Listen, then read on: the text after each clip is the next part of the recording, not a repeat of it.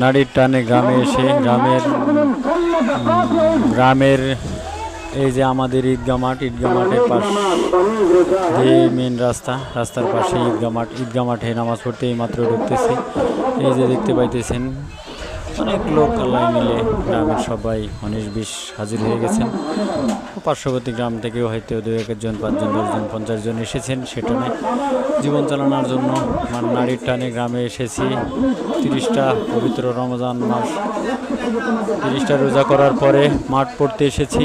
সেই যাওয়ারই ঢোকার দৃশ্য এই যে দেখতে পাইতেছেন। এইমাত্র আমি এসে পৌঁছলাম, আর অল্প কিছুক্ষণের মধ্যেই চলবে, নামাজ শুরু হয়ে যাবে ইনশাল্লাহ। আর নামাজ লাইভ সরাসরি সম্প্রচার করা হয়েছে ফেসবুক পেজ, যদি দেখার মন চায় দেখে নেবেন, ফলো করে দেবেন। আর এই ভিডিওটাকে দেখে যদি ভালো লেগে থাকে, ঈদ মোবারক সবার উদ্দেশ্যে। লাইক